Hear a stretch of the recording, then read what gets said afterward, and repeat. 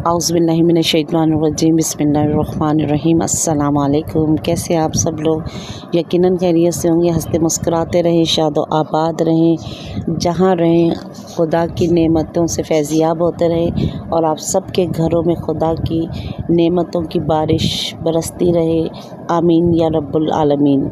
इसके साथ ही जिन्होंने अभी तक मेरा चैनल सब्सक्राइब नहीं किया वो सब्सक्राइब कर दें, लाइक करें, शेयर करें, कमेंट्स करें, क्योंकि जब आप सब्सक्राइब करते हैं, जब आप लाइक करते हैं, जब आप शेयर करते हैं तो ये आपका प्यार होता है और हमारी हौसला अफजाई होती है और हम और अच्छी वीडियोस बनाने का दिल चाहता है जब आप हमारी हौसला अफजाई करते हैं। इसके साथ ही आज जिस टॉपिक पे मैंने बात करनी है, क्योंकि ये बहुत ही संगीन टॉपिक हो गया आज के इस दौर में और बहुत मुश्किल तरीन वक्त आ गया है कि अक्सर आपने देखा है कि शादियां होती हैं और कुछ की बहुत साल हो गए हैं शादियां हुए उनके औलाद नहीं हो रही।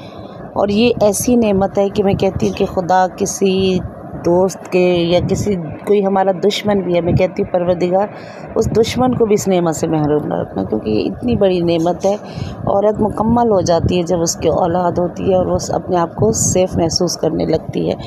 तो खुदा हर एक को अता करे, हर एक को दे दोस्त और दोस्त के लिए ही आज मैं एक छोटा सा अमल लेकर आई हूँ कि सबसे पहले तो आपने 3 दिन रोज़ा रखना है और 3 दिन रोज़ा रख के हर रोज़ रात को आपने सूरह फुरकान की आयत नंबर 74 21 बार रोज़ाना तिलावत करनी है। और ये कि जब हम परवरदिगार के आलम से रजू करते हैं ना सच्चे दिल के साथ, तो ज़रूर वो हमारी दुआओं को सुनता है। उसके सामने बैठ जाएं तो ज़ानू के सबसे पहले तो अपनी आजिज़ी का इकरार किया करें कि परवरदिगार हम तेरे बंदे ज़लील हैं, हम इस काबिल नहीं हैं, हम तेरे सामने बैठे अपनी आंखों में आंसू लेकर आए और गिड़गिड़ा के उससे दुआ मांगेंगे। तू रब्बे जलील है परवरदिगार, तू हमें हमारे मुताबिक नहीं तो अपनी शान के मुताबिक हमें अता कर। तो इंशाअल्लाह ताला हर महीने फिर आप ये अमल करते रहें इंशाअल्लाह फिर 1 महीना 2 महीना 3 महीना इंशाअल्लाह परवरदिगार आपकी सुनेगा और आपको ज़रूर औलाद से नवाजेगा।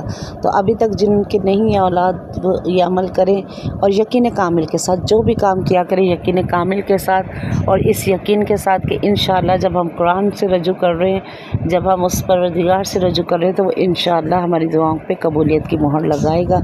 इंशाअल्लाह ताला परवरदिगार सब पे अपना रहम करे, सबको औलाद जैसी नेमत से नवाजे। और अगर आज की वीडियो पसंद आए तो इसे लाइक करें, शेयर करें, कमेंट्स करें और ज़रूर मुझे बताया करें कमेंट्स में कि मेरी वीडियो कैसी लग रही है। और